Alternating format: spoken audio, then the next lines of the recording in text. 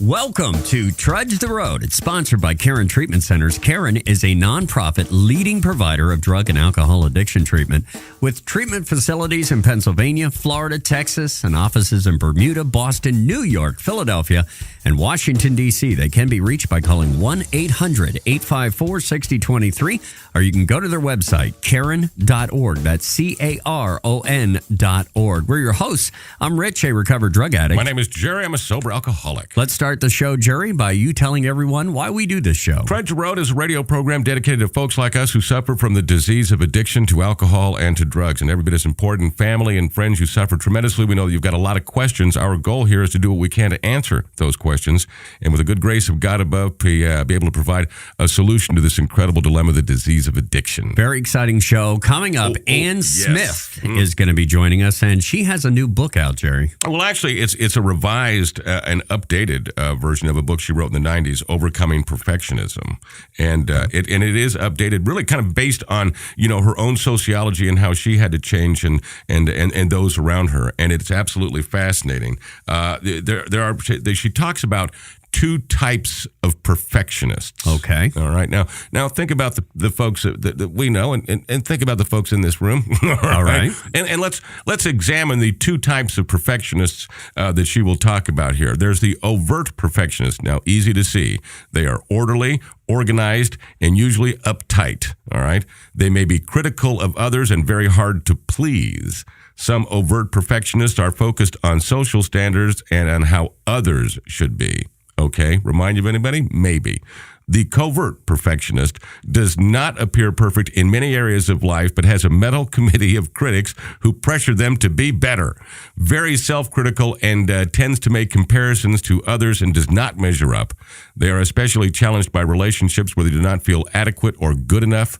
Coverts tend to be more self-oriented, concerned about their own performance and less about others. All right. By a show of hands? I don't know which. I'm sure I fall under one of those two categories, but I'm not going to sit here and self-diagnose myself. Well, if you'd like me to take your inventory, you let me know. I'll pass. I'm sure you do that on your own anyways. Hey, listen, also, we should probably say that, Jerry, you have a DVD out, and I'm telling you something. This is a life changer if you get a chance to view it, and it's available at our website, which is recoveryforlifechannel.com. It's called Jerry and the 12 Steps. It's as simple as that, and that's what it is. It's a simplistic explanation of the 12 steps, kind of based on my own experience and how I learned to be able to understand them, and it took me a while, And I think the way that it's presented is easy, and it's to a certain degree compelling and in an exciting way to be able to take on the 12 steps, to get inspired to begin each one of them. And I'm really, really excited about it, Jerry and the 12 Steps. Yeah, you should be, because it is one of those things where if you watch, sometimes when you watch these things and you watch certain people talk to you, there's a disconnect, and you kind of take the information and you roll it around your head for a while. But this comes right to you when you watch it, and you can relate to the experiences. I know when I watched it, I might not have had the same experiences, but I could take the experiences I've had and relate it to the experiences you were talking about. So if you know somebody that's trying to understand the 12 steps, maybe you're somebody that's trying, again, it's recoveryforlifechannel.com. It's called Jerry and the 12 Steps. We also have a YouTube channel, and you can just type the words Trudge. Actually, when you just type Trudge the Road Radio will come up in the search engine. Sweet. Click on that, and you can catch a show from the past. It's one of those deals where if you miss a meeting, catch a show. We got it right here for you. Well, this morning in this very first segment, before we get to Ann, we want to talk about the conflict between religion and spirituality and bringing them together. And Jerry, I know you have some thoughts on this. It is. The conflict is what we make that conflict. That really, it doesn't exist. It's all really based on fear. And when we get here, and there's this all of a sudden introduction of a power greater than yourself, and when assume you're making a reference to God, it can be very difficult because our religious upbringing may have given us an opinion of God that was frightening, and that's what comes down to so much of our issues is our ego, when it comes to this God thing. And that does not mean egotistical. Your ego is a fundamental part of your personality. And when things frighten us, when these are people who have alcoholism, when things frighten us or that we don't understand, it just rears its ugly head in all kinds of fear-based decisions and crazy rationalizations. And we can get a very distorted view. Now, I was brought up in the CIA, Catholic Irish alcoholic, and I certainly, I held a chip on my shoulder against Catholicism for a while because of what they did to me. And they didn't do anything to me. It was the fact of the matter, it was my fear that was causing the problem. It was just, theologically how God was related to me at that time when you suffer from the disease of addiction, which I've told you so many times should be called the disease of fear. I just became overwhelmed by that. So it was the disease that was causing me this distorted relationship with my religion. It wasn't the religion, And I have found out, our founder, Bill Wilson, his theory about this, he said, whatever you got here as, you should be a better one now that you're sober, whatever your religion, and the spirituality aspect is a gift. I mean, that is really our gift when we get here. That's the 12 steps are designed for us to have that spiritual awakening, to be able to enjoy this communion with God, if you will, or God as you choose to understand him, that is very personal and very tangible. Religion, man-made religion, and religion has divided man in countries and caused all kinds of problems, and I'm not demeaning religion whatsoever. That's just a historical fact. Spirituality teaches us to hold hands with everyone, and it is that gift we get that is part of the recovery. But I think they absolutely come together because you can worship and you can learn and certainly, enhance the level of your recovery by going to church and by learning and by being involved in that family. There's another family. We've got our family in AA and a lot of folks who have a family in church. And for us, we've said so many times, all about getting better. It's that connectedness. And that's where it all, I think kind of comes together. And in the end, we discover that both are great entities in the solution to this dilemma. Well, you're talking about religion and someone like you who was brought up in the CIA, like you say. And so you had this preconceived notion when you got here. But what about somebody who had no religious upbringing whatsoever and they come into these rooms, and we've talked about this before, somebody that doesn't have any concept of God and doesn't want to have any concept of God whatsoever. How do you bring all that into focus for them? It's a level of open-mindedness. It'll become ad practicum to them, even if you come in no matter how you don't believe. If you stay around AA long enough, you'll witness it. You'll see it to be a reality, and so that aspect will take care of itself. Just show up and have a little bit of an open mind. If you look at my upbringing as a Catholic and all of us, and I have a love of the Catholic Church, but just the environment. When you think about going into a Catholic church, there's Jesus on the cross. Right. That's a very violent image. And then there's the Station of the Crosses, where Jesus is crucified, and again, very violent images. And then the statues and things of that nature. As an impressionable child suffering from this disease, way before I ever took a drink, that fear aspect was out there, and that stuff scared me. So I came here with a foundation of just being afraid of religion, being afraid of God, and it was by that open-mindedness that I saw in Alcoholics Anonymous that gave me a chance to come up with a God as I choose to understand him. And frankly, it was by somebody else's definition. Right. What I did was develop a relationship as opposed to a personality with God, and just kind of let it begin there. And that's where it began because of the open-mindedness that was given to me as a gift by coming to Alcoholics Anonymous. And I think you had a great story on how you came to kind of go a different path in a way to accept God into your life, where you were talking about, well, my God is scary, and he gets mad at me when I screw up. And then someone had told you, well, my God is understanding, and my God is love, and my God will embrace you when you make a mistake. And it was a matter of changing my mind. I had that basic concept of God from the time I was 5 years old, and now I'm in my early 30s. It hasn't really evolved. It hasn't changed. And it was just by getting somebody else's opinion. Why does God have to be mean. You know, why I thought I had a chip on my shoulder. I was born with original sin, and it was a question of, just as you said, how bad am I going to mess up before I end up in purgatory or hell? And that's not necessarily the case. You know, just changing this concept of God, and I made him, by somebody else's suggestion, friendly, helpful, loving, with music and laughter, and wow, did things change quick just by me changing my mind. Right, and that was kind of how you got through it. Is they say, well, why don't you borrow my God for a while? Those were the exact words, borrow mine, and I did. It was 24 years ago, and I've yet to give him back. You're still holding on to the same God. Holding on to that same God who loves me, and that brings me a great deal of peace. Well, absolutely. Anytime you're an addict or an alcoholic, we do crave love.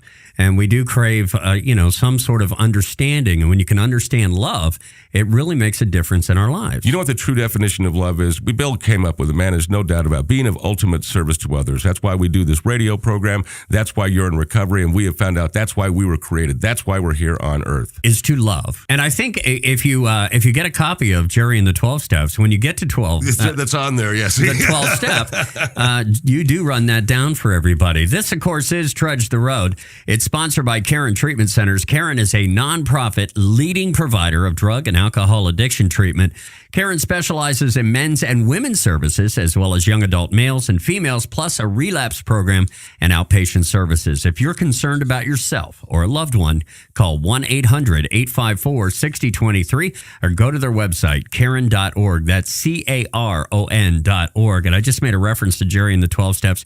That is a DVD, in case you missed the very first part of the show, that you have released now and is available at recoveryforlifechannel.com. Hey, Ann Smith is going to be joining us. Fabulous. Yeah, she's fantastic. We've had her before, and Jerry's going to sit down with her and talk to her coming up next, right here on the Trudge the Road Radio Network. You're listening to Trudge the Road. Coming up, Jerry sits down and talks to Ann Smith, who is in charge of the Breakthrough program at Caron Treatment Centers. That's next on the Trudge the Road Radio Network. There is a new face of recovery, and you see it in the pages of Renew Magazine and at RenewEveryday.com. Renew and RenewEveryday.com are changing the face of recovery for good. Each issue is filled with positive role models, life-affirming stories, encouragement, and ideas to help any life in recovery. Whether you're already enjoying an addiction-free life, have a loved one facing his challenges, or are considering recovery, Renew and RenewEveryday.com can support and inspire you. Join us. Check out RenewEveryday.com to learn more. Hi, this is Rich, your co-host for the Trudge the Road radio program, and there's a question I get all the time, and that is, how do we catch prior episodes of Trudge the Road if we miss the radio show? And it's very simple. You just go to youtube.com and in the search engine, type in, without any spaces, Trudge the Road Radio, and all our shows will come up. We also invite you to like our Facebook page, which can be found by typing Trudge the Road Radio with spaces into the search engine. And thank you from Jerry and myself for listening to Trudge the Road.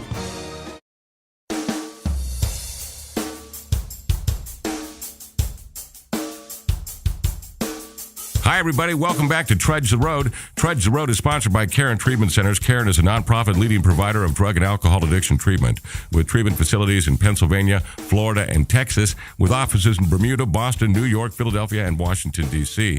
They can be reached by calling 800-854-6023, or, and I highly suggest you go to their website, which is caron.org. That's CARON.org.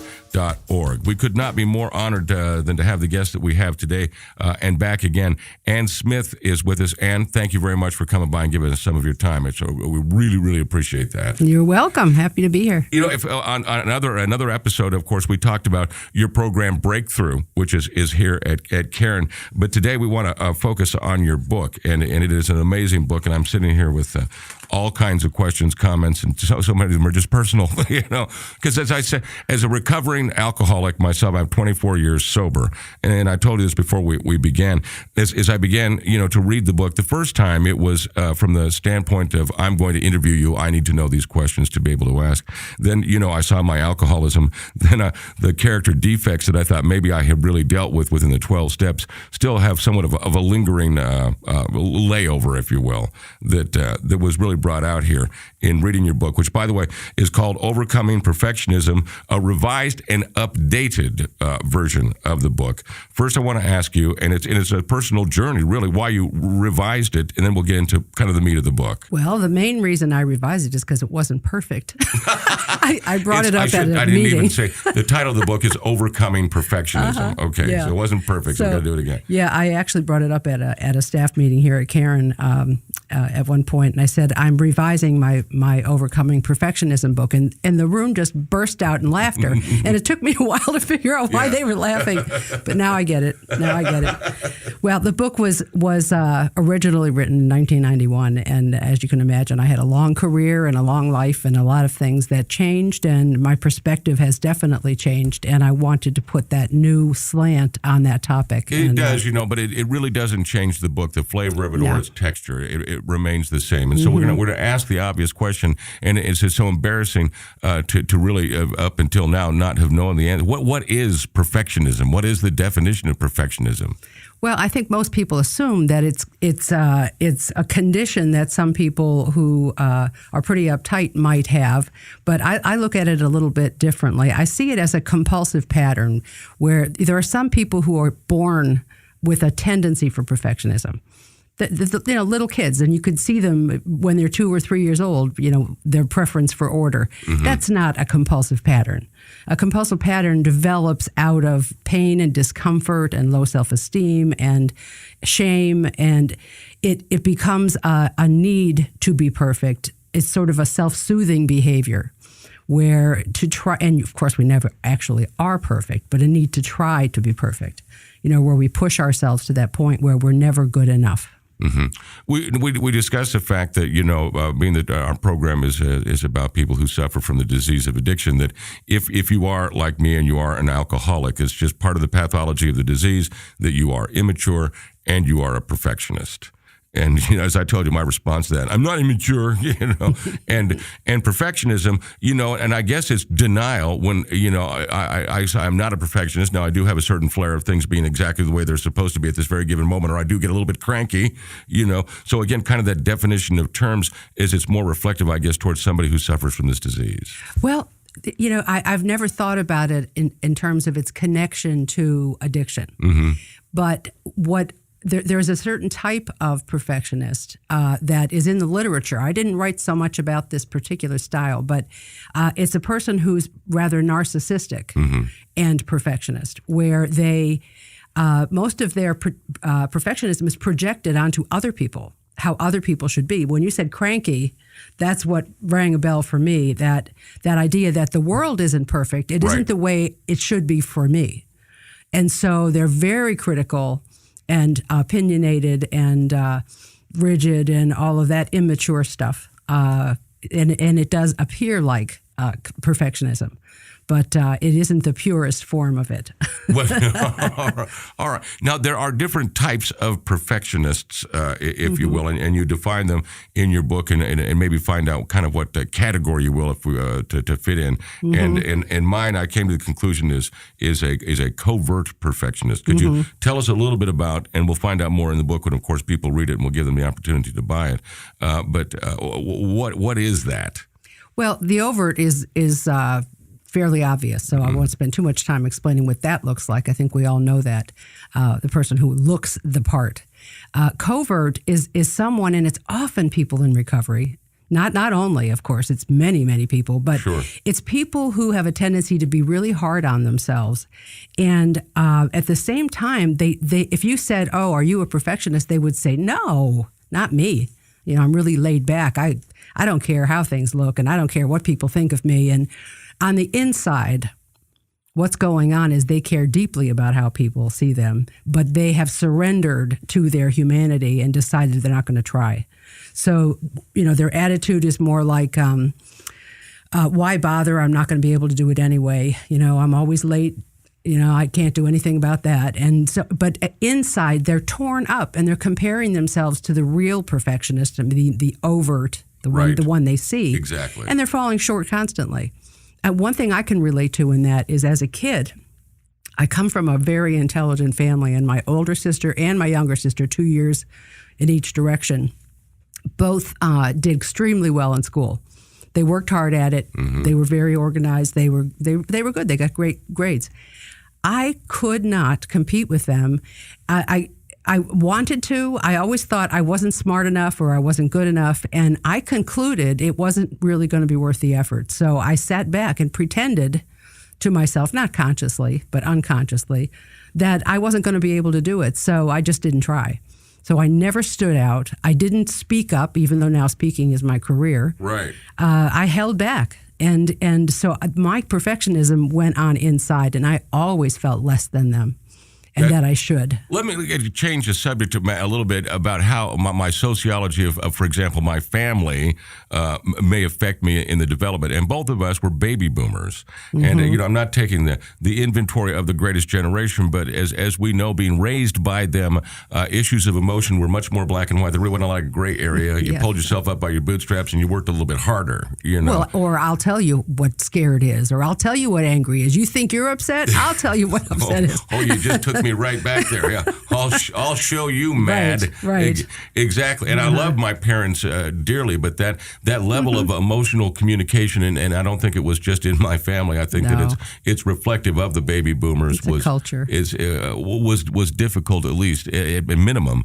And here as an adult, a middle-aged adult, to be able to still maintain.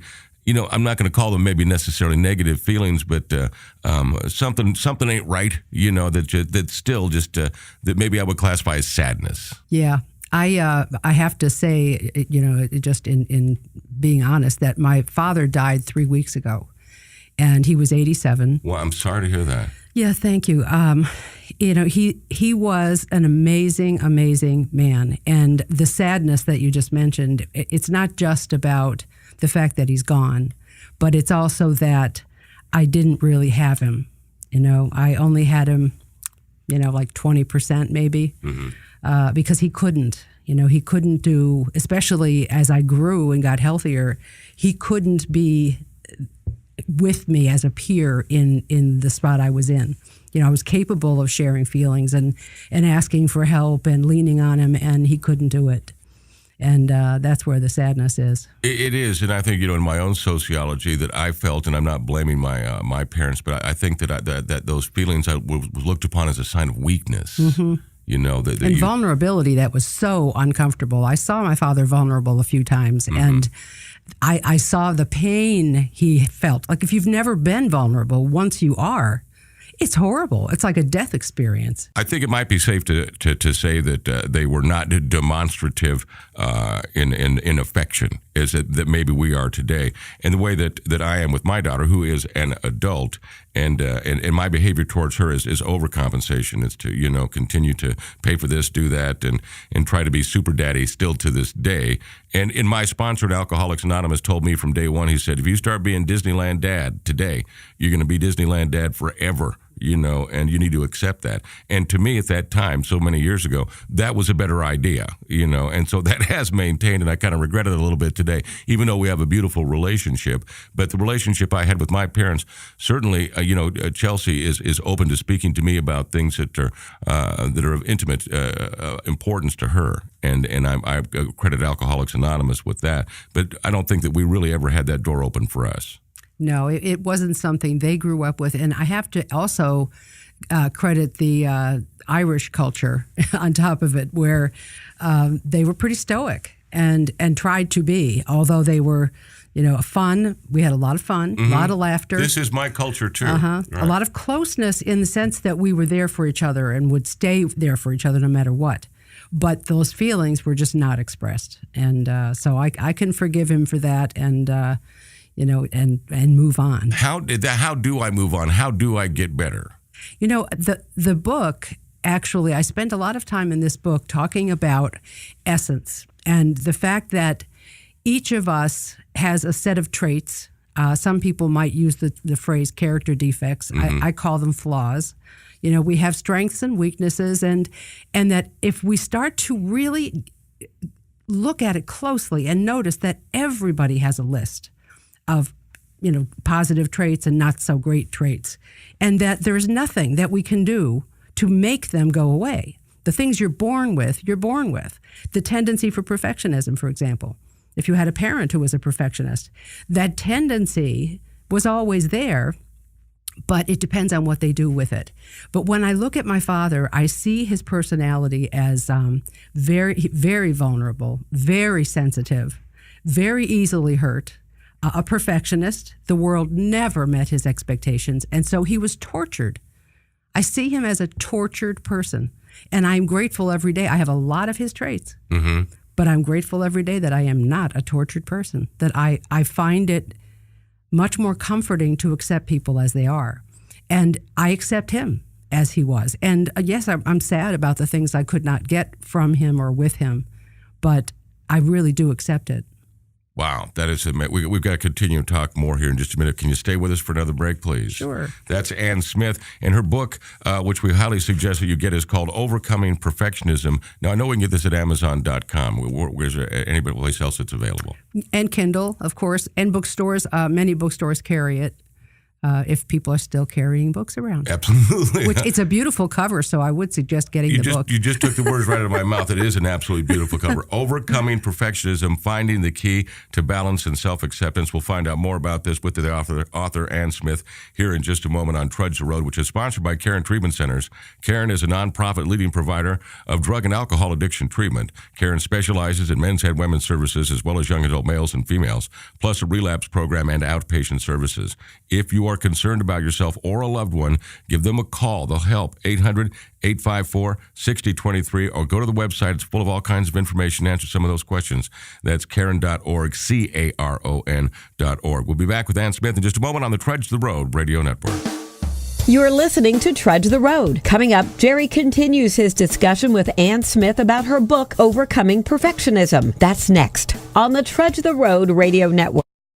Hi, this is Rich, your co-host for the Trudge the Road radio program, and there's a question I get all the time, and that is, how do we catch prior episodes of Trudge the Road if we miss the radio show? And it's very simple. You just go to youtube.com and in the search engine, type in, without any spaces, Trudge the Road Radio, and all our shows will come up. We also invite you to like our Facebook page, which can be found by typing Trudge the Road Radio with spaces into the search engine. And thank you from Jerry and myself for listening to Trudge the Road.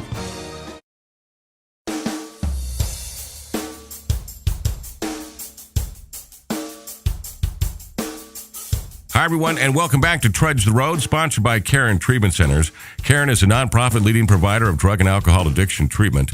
Karen has a specialization in men's and women's services, as well as young adult male and female programs and a relapse program, plus, of course, outpatient services. If you are concerned about yourself or a loved one, their phone number is 800-854-6023, and the website is Karen.org. That's CARON.org. Our guest continues with us this morning, Ann Smith, who actually runs the Breakthrough program. That's where we first got to know you, the Breakthrough program at Karen, which is phenomenal. Today we're talking about your book, the revised and updated book, Overcoming Perfectionism, discovering a little bit about this phenomenon that really affects so many of us, and then certainly can in a relationship. How does perfectionism hurt a relationship? Well, I think initially people might be attracted to someone who was perfectionist because they look like they have their act together. Right. But over time, intimacy is supposed to deepen. It's supposed to evolve, and couples can get, closer and know each other better. But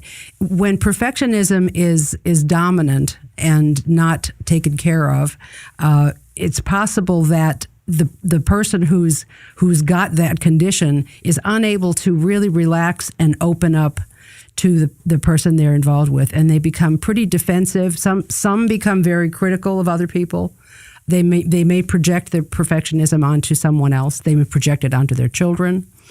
They may be irritable when things aren't their way. When I enter my house, I always feel a little better when things are in order when I walk in, and I don't have to have it just so, just decent. Right, I understand. Piles Right. are okay. Yeah. But if that became a priority for me, and I forgot about the fact that I love my family, I might jump on them about the mess that they left, or insist that somebody finish something or do it right, and we just push people away with it, and it really becomes an obstacle for us in that relationship.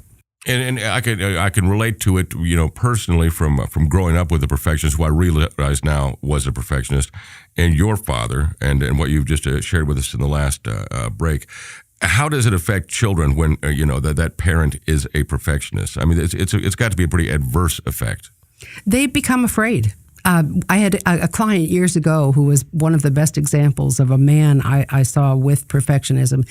He was workaholic, so he was out on a limb to start with. So there was very little energy left when he came home, and he'd come home and he'd walk in the house and he would immediately see everything that was not done right.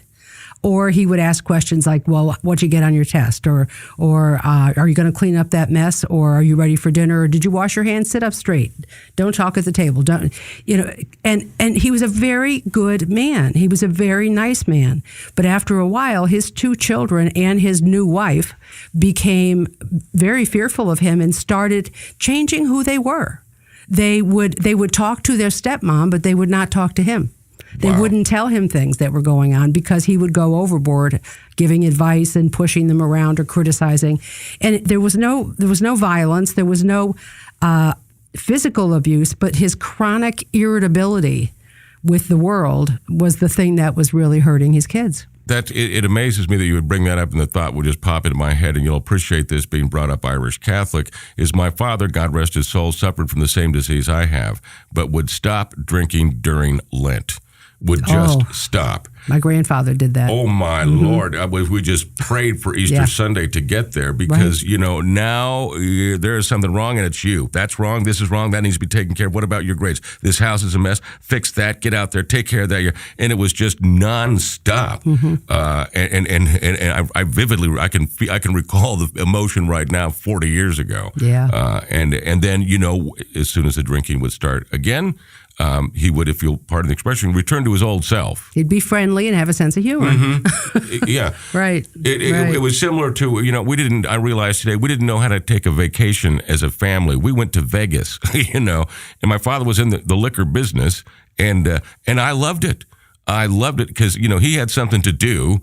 And my mom had something to do, and being the little junior alcoholic I just liked being there, picking up on that energy and that excitement. And that was a family vacation because when nobody had to talk to anyone, we all had something to do, Does it sound familiar to kind of a messed up family? My father was a do-it-yourselfer too, and we would dread the moment where he would say, go get the hammer. Oh, here it comes. Because he needed this tool. So you'd go to the place where he kept such things, and there'd be like 6 hammers. Well, which one is it? Well, we don't want to ask him because he'll be mad that we asked. And then you bring it over. No, it's not that one. And then the whole thing would start. Or having him teach you how to drive. Oh man. For a girl too, that has to be just bad. awful. 4 girls. Yeah, 4 daughters. There are people listening right now. I guarantee you thousands of people who are listening to this reliving. Crying and driving. Exactly. Because we can certainly, relate to those moments. Now, and I must tell you that I hold no resentment at all, because one thing I absolutely positively know is that my father loved me dearly, I know that. There's no question about it. And I drive very well. Yeah, I'll bet because of him, I really do. I remember what he put me through, because I just wasn't getting it right. Just wasn't doing it right. Yeah. That's amazing. So again, this pattern, now that I'm an adult and I've been affected, and I'm realizing that these are negative aspects really of my personality. I think it is that extreme. What's my next step here into facing the reality or facing the fear? And I guess that is synonymous with the perfectionism. Well, you mentioned the word personality. And, I sometimes call it temperament. Personality and temperament are, to me, interchangeable, but sometimes in the literature they might make a distinction. But what I'm talking about are the traits that you're born with. So what I like to let people do and help people to do is to really stop and look at what those traits are. Because people will say things like, when I ask them about what were you like as a kid when you were born, like between birth and 5, and somebody might say defiant. Well, that doesn't tell me anything. That's not the trait. Defiant isn't the trait. I like the word feisty, personally. Like a child who is strong-willed, a child who has opinions, a child who's sensitive. A child who, one of the things with people who say they're defiant, one of the tendencies is that they're really afraid of vulnerability, that they're so sensitive that they feel very weak and powerless when people hurt them or upset them. And so what they do is they act angry instead. They're not willfully defiant. What they're trying to do is protect themselves and their little tender heart. What they're saying without saying it is, I need a minute here, so back off, please. And that's what their defiance is. You're not born controlling. Right, but it could certainly be misread as... Yeah, so you label yourself as a defiant person or a controlling person or as a needy person. What's needy? Define we're that. all needy. It's called human. We need attachment. No, not that I want to keep dragging this back to me and getting all kinds of free advice. Oh, you're the client for today because I don't have any other ones here. Oh, thank you. If you were to have asked my parents at that age, let's say 6, 7 years old, they would have I know the exact word they would have used to describe me: nervous. Oh. And that was, he's such a worrier. Jerry worries about him. So that's fearful and sensitive. That's what that is. Okay, and that's true. And it turns into worry if nobody reassures you. Mm-hmm. And, it was a really difficult time. We're about, the same age. It was the height of the Cold War, and it wasn't a case of, if the Russians were going to bomb, it was when. That's right. It was a terrifying time. Yeah. And I can recall that fear. And I didn't get a lot of resolution from my folks because they were pretty much, convinced that the end of the world is around the corner too. At that time too, parents didn't think about reassurance. Nobody ever reassured them. No, nobody ever said, "I will be here for you. It's okay to be afraid. Come and sit on my lap for a minute. Are you safe right now? Am I here for you? Yes, I am." That's it. Do you think it's safe to say that the greatest generation just assumed we knew that? Yes. Yes, they did. And they assumed we knew we were loved, which most of us did know we were loved. But did we feel loved? Nah, not so much. So the perfectionist kid is the one who will be trying and trying and trying to be better and better and better, either in a big visible way if they're an extrovert, or in a more obedient, calm, easy kid way if they're not extroverted, if they're more introverted. And they'll find their way by being good. And at school, that will be rewarded. There are also perfectionists who can be defiant too. We have a mixture of traits. Mm-hmm. You never know what you're going to get. It's like a big stew. You don't know what's in it. Exactly. It all blends together, and then, but in counseling, people can really start to pull it apart a little bit and say, "Oh, that thing that I have, that impatience that I have, that's my anxiety that I don't know how to do anything about." And so you start to notice those things, and you can work with those things with yourself, your peers, your sponsor, your support groups. I mean, you can. Well, even as our text says, as the Big Book of Alcoholics Anonymous says, that God has provided us with a plethora of practitioners of mental health. Absolutely. And the next sentence is, seek them out. It doesn't say you might want to give this a little. Go run. Right. Do it. And it does. And therapy, I think, can do a tremendous amount, especially when you're facing this, because I don't want to, and I don't want to do it alone. I need to, because I know that there's another side to through, and that's one of the things that I've learned from you is that there is another side to through, and that's incredibly important. And this book is incredibly important. Your program, and we'll certainly like to give a little plug to that. Breakthrough at Karen is world renowned, and make sure that you all listen to Tara Connor. We talked to Tara, who was Miss USA, the day that she went into Breakthrough, and then we spoke to her again about 90 days after so that she had gotten out, and the remarkable journey that she had. What gave you the idea for Breakthrough? Was it to take this book, this idea, this theory, and put it into ad practicum over there? By the way, Tara Connor put a comment on my book for me. Yeah, and no one knows better than a Miss USA about what it must be like to be trying to be perfect.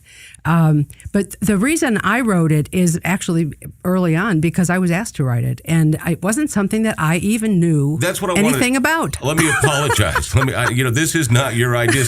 Someone came to you and said, they came to me. Could you bang this out for me? And I thought, oh, that's interesting. Mm-hmm. Never thought about that. So it was a real challenge the first time around. This time it wasn't a challenge at all. I couldn't write fast enough. Really? I was crystal clear this time. The first time it was more. At first, I felt like I was talking about other people, and then as I got going, I realized I was talking about myself and my father and other people that I have known. And I think that takes a lot of humility as a therapist to be able to say that. Yeah. Because again, working as a therapist myself, a lot of the best information I had was based on my own experience. I'm a seeker, and I'm sure probably all of the listeners are seekers. Yes. People who are chronically want to get better. We have another disease, and it's seeking. But I'm real happy that I have that tendency, and I think it's a great thing to keep on growing and never give up. It is, and when you look at the miracle of the 12 steps and where it has taken us to a dream that is way beyond what we ever could have imagined. Way beyond. Why not take that next step? And I see people coming out of breakthrough, and I say, what was it like? They always say the same thing: you got to go through it, man. They never tell me you got to go through it, And so I like to take them up on that opportunity and encourage everyone to get a copy of Overcoming Perfectionism. You have a website too. Yes, it's breakthrough@karen.com. Breakthrough.org. Or .com. Okay, Yeah. And pop up Ann Smith. Again, it's Overcoming Perfectionism, the revised and updated book, Finding the Key to Balance and Self-Acceptance. I've read so many books of this nature with this as the subject matter, and I'm not saying this to kiss up. I really think this is one of the best. Thank you. And for anybody out there who, like myself, is recovering from this hideous disease, this book will be wonderful for you. So get a hold of it. Thank you again very much. Trudge the Road is sponsored by Karen Treatment Centers. Karen is a nonprofit leading provider of drug and alcohol addiction treatment with treatment facilities in Pennsylvania, Florida, and Texas, offices in Bermuda, Boston, New York, Philadelphia, and Washington, D.C. They can be reached by calling 800-854-6023 or by going to their website, Karen.org. That's CARON.org. Thanks very much. You're listening to the Trudge the Road Show on the Trudge the Road Radio Network.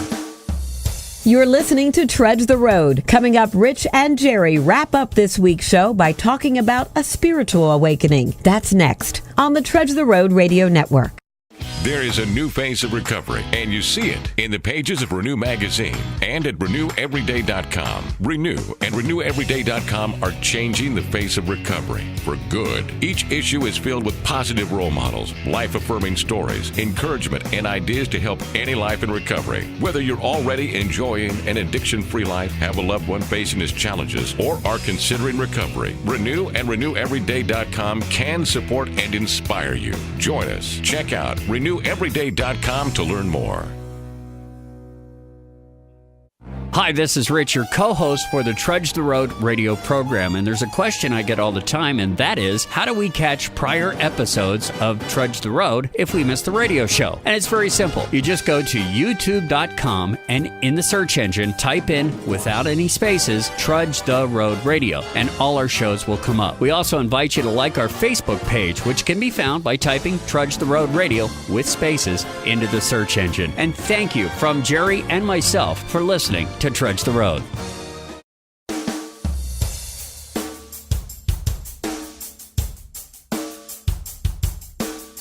Welcome back to Trudge the Road. It's sponsored by Karen Treatment Centers. Karen's a nonprofit leading provider of drug and alcohol addiction treatment with treatment facilities in Pennsylvania, Florida, Texas, and offices in Bermuda, Boston, New York, Philadelphia, and Washington, D.C. They can be reached by calling 1-800-854-6023, or you can go to their website, Karen.org. That's CARON.org. We're your hosts. I'm Rich, a recovered drug addict. My name is Jerry, and I'm a sober alcoholic. Fantastic interview with Ann Smith. She's a great therapist and a great person. If you get a chance, you could pick up her book at Amazon.com. It's Overcoming Perfectionism. The revised and updated version, and it is a great read, especially if you're in recovery. I'm going to highly recommend it. And that's what scared me about reading this book, is I found out I'm not nearly as healthy as I thought I was. That's what happens, man. Yeah. But you know what? Being sober and trying to stay sober it's a never-ending quest. I mean, you learn more and more about yourself with every day that goes by. And, as long as you continue to take your personal inventory and really think your way through things, I can only speak from my own personal experience that every day that goes by, I do a little self-examination. And obviously, in some scenarios, people might think I really, really am going a little slow, but, I'm learning and I'm trying to do my best. We were talking about a spiritual awakening in the very first segment. We touched on it because we were talking about the conflict between religion and spirituality and how bringing them together. But, on the 12th step, it is phrased, having had a spiritual awakening as a result of these steps. What exactly is a spiritual awakening, Jerry? Well, in the text, you're going to read about two things: a spiritual awakening and a spiritual experience. And what a spiritual experience is what Bill had, that shining light, if you will. I mean, pow. Automatically just got it. We have, as most of the variety of us, is a spiritual awakening. And just like you wake up, you wake up gradually, and that spiritual awakening is gradual. In our particular cases, it was through the process of the 12 steps that we had the spiritual awakening, as opposed to it being instantaneous. I know people who have had that spiritual experience, very similar to Bill's. It is real. Not in my case. Mine, again, the awakening variety, but it's been great. And every day, I learn a little bit more. And you talked about growth, and you talked about a 10th step and taking that daily inventory. And sometimes you're 100% correct. That growth, it looks so slow, like a blade of grass. You can barely see it grow. But the thing is that it is growing. And as the ancient Greeks said, that's what they believed everything had something in common with God, even a rock, just because it was, and a blade of grass, it had something a little bit more in common with God because it was, and it was alive. And, our dogs and cats, they have what's called a sensitive life, which means they feel, dogs yell at your dog and, see them, dash under the couch or something of that nature. Man, we can think and we can love. And that's what makes us connected to God. That one step above us. See, it's not so hard to believe. There's just that one step above us in that progression. And I think as you understand that and see that is growth and part of that adventure, if you will, in the 12 steps to that spiritual awakening. Well, when you have spent pretty much half your life, out doing drugs or drinking, you think about all the behaviors that you displayed during that time and all the things that you did during that time. You want, once you get sober and clean, at least in my case, is I want to be so much better than I was at that point. So I have a lot of emotion invested into trying to be a better person because I really, really want to be a better person. That's perfectionism. It is. And I'm not downing you for it because we all have it. It's part of the disease. And that was what Ann, is talking about, that type of perfectionism, that's covert perfectionism. I've got to be that better. You didn't have me pegged for covert, though. You had me pegged for the other one, didn't you? Mm-mm. No, you had me for covert? Oh, absolutely. Well, but when you say that, see, now all I want to do is be better. Yeah. All I want to do, why do I feel like we're about to go on another rich examination here? No, this happens every couple of weeks. I go ahead and lay it out there, but I do. And I think a lot of people can relate to the way that I'm expressing myself right now, is that you want to be a better person. And if I'm going to have perfectionism in something, why not want to be a better person? It's perception. Let me take it back. It's perception. What you want to do is really this, is the horror story you talked about, the first half of your life, or the addicted half. You want the exact opposite in the second act, if you will, here, or your sober life. And the fact of the matter is, if you look at it realistically, is the horror story that brought you here. When you cross that 6th and 7th step, it's not a horror story anymore. It simply is your experience. That's what it is now, your experience, what you use to help others. So the beauty of it really is that awful part of your life becomes the most important tool you have to help others as they progress in this process of these 12 steps. Well, it is. So it's perception. If I'm speaking, obviously I'm telling my story. My story is one of horror. It's not, it's I mean, scary, there's a lot of people who would listen to what I have to say, or you, or any other addict or alcoholic, and say, oh my God, how are you even here at this point? But I am here. So since I'm here, why not work on being a better person? Well, okay, and exactly, and you are, and you do make that, and so many people do. That's all the 12 steps of AA. And speaking of which, it just popped into my head because somebody called who listens to our radio program in eastern North Carolina. Okay. All right, and I know them, and said that they absolutely love. They listen to it on WTRG radio, and they absolutely love Trudge the Road and all that we have. And they were looking for a speaker to come to their little convention, and I was, very thrilled to accept when they said, "Do you have Rich's phone number?" That's the honest truth. They wanted you to come down to actually, I'll say to Roanoke Rapids, North Carolina, and share. Well, that's pretty cool. It is very cool. Hey, you're just telling me now about this? Yeah, because it slipped When my was the mind. convention 'Cause last month? it wasn't all about me. Exactly. That's what I was thinking. Yeah, you're but right. a lot of people will go through this, and maybe we should put a tie on this by clearing this up a little bit, because as we're having this conversation, and a lot of people don't know this, but some of this stuff's not talked about on the air. So when I start opening up and saying, "Hey, I want to be a better person," and you're sitting here telling me that that's perfectionism, none of this stuff's scripted out. So here I am sitting here in the middle of this fourth segment saying, "Oh my God, But I gave you the solution. do I got issues?" It's again the horror story and the experience. You're trying to achieve something spiritually that you already have. It's a matter now of just realizing that the gift is in your hand. Well, realizing something and being able to form it in your mind so that you can use it for something in the betterment of others or the betterment of myself. You are such an alcoholic, man. Well, I know I am. I mean, I think I opened the show by saying I am an addict. Well, but you're one that's getting better, man. And I respect and admire what you're going through right now. Well, I always try to get better. I mean, if you were to take a look at me from 4 years ago, at least, okay, not you. Let me take a look at me from 4 years ago. Yeah. Or me from 2 years ago. Or take a look at me from, 10 years ago. Or when I first got sober. I mean, I am a much different, at least I think that I'm a much better person. I know that I'm a much better person. You are. But then, let's do this. Let's go to a convention, and I will share my story, and then my former wife, Donna, will get up and share the Al-Anon story. Same story. We'll just see how different it is.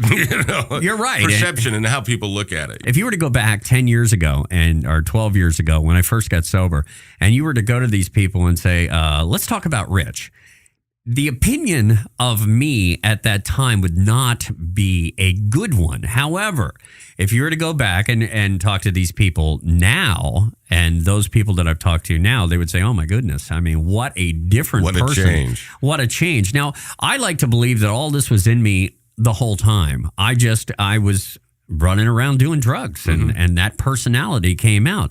And so basically what I had to do is what we've talked about before, is chip away everything Right. that wasn't me. And pow. And I'm still chipping, I guess is what I'm saying. I think it's kind of a lifelong thing, really, on our aspect of being on this planet. It is a lifelong thing. But it is, you chip away a little bit of who you are not. That's like the 4-step. That's what we discover in the 4-step, who you are not. And in the 6th and 7th step, that's where, we're asking God to take that stuff away so we can really discover who we are. And it is a magnificent work of art that only God could create. Well, this has been a really fun show. Thank you so much to Ann Smith for showing up. Thank you, Ann. And thanks for your thoughts on religion, spirituality, and a spiritual awakening. And thank you for being here and being so kind. Oh, we didn't mean to take your inventory. We did a little bit, and I'm sorry. That's all right. I'm getting used to it. But this is Trudge the Road, and you can catch prior episodes, YouTube. Just type Trudge the Road Radio in the search engine, and boom, they'll come up. Give them a listen, miss a meeting, catch a show. That's kind of how we say it. You can also pick up Jerry in the 12 Steps via our website, recoveryforlifechannel.com. It's a new DVD that Jerry's put out, and it is very compelling, and it is very life-changing, we think. And we couldn't go the whole show without at least acknowledging Matt over there. Back there, Matt, the producer. I'm not taking your inventory. Thanks, man. I appreciate it. I knew Matt wouldn't. Hey, this is Trudge the Road. It's sponsored by Karen Treatment Centers. Karen's a nonprofit leading provider of drug and alcohol addiction treatment. Karen specializes in men's and women's services, as well as young adult males and females, plus a relapse program and outpatient services. If you're concerned about yourself or a loved one, call 1-800-854-6023, or you can go to their website, Karen.org. That's CARON.org. We're your hosts. I'm Rich, a recovered drug addict. My name is Jerry. I'm a sober alcoholic, and this is the Trudge the Road Radio Network. You've been listening to Trudge the Road. If you'd like to catch prior episodes, you can visit our website, trudgetheroadradio.com, and keep listening for new episodes on this great radio station, which is part of the Trudge the Road Radio Network.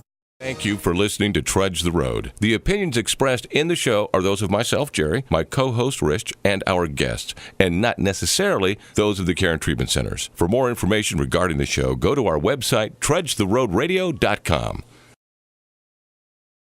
There is a new phase of recovery, and you see it in the pages of Renew Magazine and at RenewEveryday.com. Renew and RenewEveryday.com are changing the face of recovery for good. Each issue is filled with positive role models, life-affirming stories, encouragement, and ideas to help any life in recovery. Whether you're already enjoying an addiction-free life, have a loved one facing his challenges, or are considering recovery, Renew and RenewEveryday.com can support and inspire you. Join us. Check out RenewEveryday.com to learn more. Hi, this is Rich, your co-host for the Trudge the Road radio program, and there's a question I get all the time, and that is, how do we catch prior episodes of Trudge the Road if we miss the radio show? And it's very simple. You just go to youtube.com and in the search engine, type in, without any spaces, Trudge the Road Radio, and all our shows will come up. We also invite you to like our Facebook page, which can be found by typing Trudge the Road Radio with spaces into the search engine. And thank you from Jerry and myself for listening to Trudge the Road.